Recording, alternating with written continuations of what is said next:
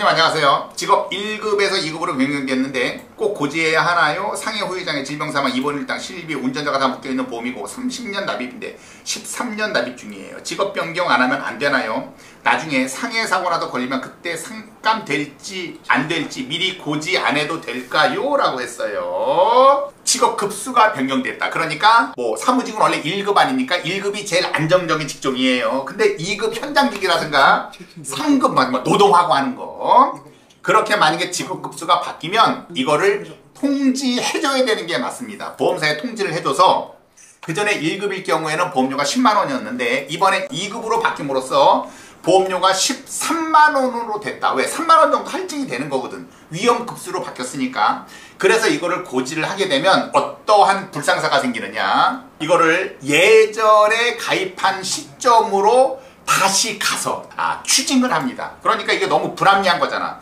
직업은 내가 지금 바뀌었는데 다시 과거로 가서 그때 2급으로 가입했었던 것처럼 이걸 추정을 해버리는 거예요. 그럼 어떻게 되느냐? 나는 지금 바뀌어서 올라간 보험료 3만원만 내는 건데 지금까지 3만원을 내지 않은 걸로 생각을 해서 한꺼번에 추징을 해버립니다. 그게 굉장히 비싸서 이게 사실 불합리하기 때문에 대부분은 어땠냐? 지금처럼 1급으로 있다가 2급으로 바뀌어도 고지를 안 하는 거야. 그런 상태에서 나중에 2급 사고가 딱 나지 않습니까? 보험금을 안 주는 건 아니에요. 보험금을 줄여서 준다. 그럼 굳이 이거를 통지할 필요는 없다. 단 보험금이 삭감 지급되는데 중요한 건 뭐냐? 삭감 지급될 때 한꺼번에 추징을 한다. 아까 그 직업 변경 얘기해야 되냐고 질문했던 사람이에요. 예, 안녕하세요. 네. 저는 운전자 보험을 가입을 했고요. 네.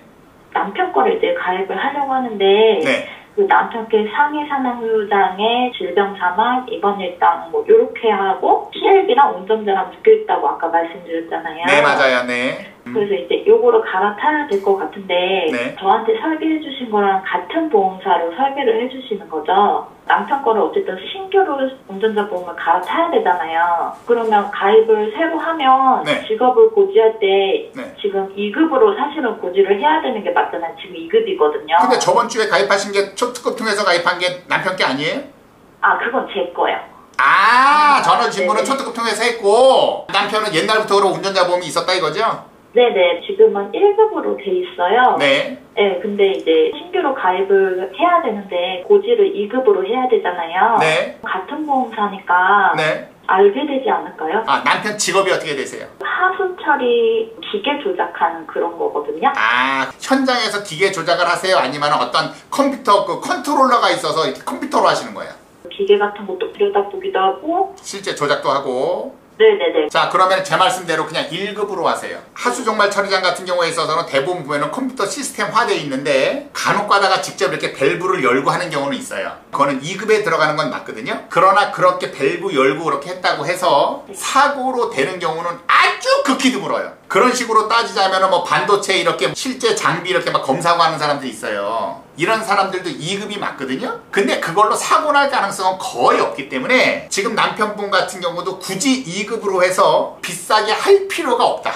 무조건 1급으로 해서 하셨다가 혹시라도 그걸로 해서 사고가 났지 않습니까? 그러면 그때는 보험금이 삭감 지급되는 것 뿐이지 보험금이 아예 지급이 안 되는 게 아니에요.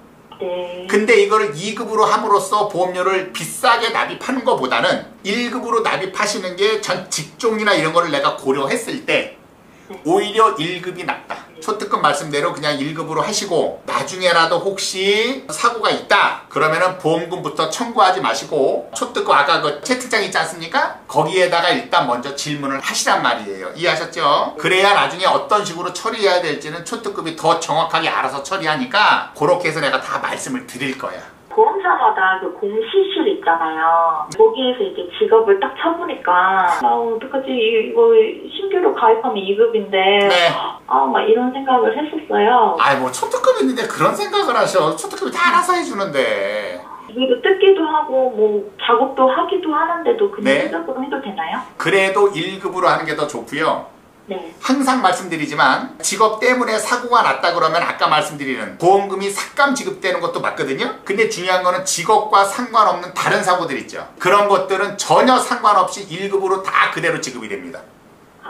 직업에 관계되는 것만 2급이고 직업과 상관없이 만약에 등산을 갔다든가 무슨 뭐 차를 타다가 사고가 있다든가 이런 것들 있죠. 이런 것들은 그대로 다 1급에 준해서 지급됩니다.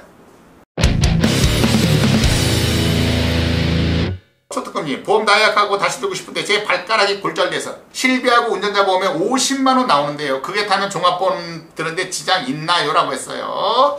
지장 없어요. 대신 발가락은 부담보입니다. 알겠죠? 부담보 떨어지더라도 발가락으로 또 아플 일은 없으니까. 근데 초특급님, 세 번째 발가락, 가운데 발가락 부러져서 이번에 50만원 받았는데 발가락 부담보였는데 새끼 발가락 또 부러지면 어떻게 되죠? 그거는 지급됩니다. 상해는 부담보가 없어요. 왜? 우연성 때문에 부담보가 없는 겁니다. 상해는. 아시겠죠?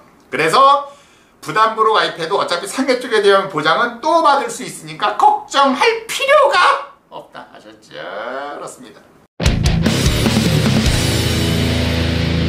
지금 우루사 약 같은 경우에 있어서는 2주치, 3주치 처방받는 사람이 거의 없어요.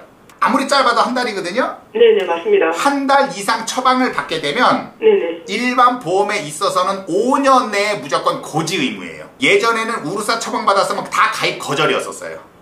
예. 가입 거절했는데 최근에는 우루사 처방을 워낙 많이 하니까 병원에서 네네. 우루사 처방을 한다고 하더라도 간에 대해서 부담보로 지금은 인수하는 경우가 많거든요. 네네네. 그래서 예전보다는 좋아지기는 했는데 간에 대해서 부담보로 인수를 했다라고 하더라도 무조건 할증은 필수예요. 그러니까 간에 대해서도 보장도 안 해줄 뿐더러 전체적으로 보험료가 올라가기 때문에 우루사 처방 받은 사람들은 간뿐만 아니라 다른 것들도 다 통틀어서 5년 내에 입원 수술 병력이 없다 그러면 뒤도 돌아보지 말고 무조건 355 유병자로 들어가야 돼요. 네. 그래야 얘는 부담보 없이 일반 보험 할증 떨어진 것보다 오히려 더 싸거든요. 그래서 355로 무조건 들어가야 된다.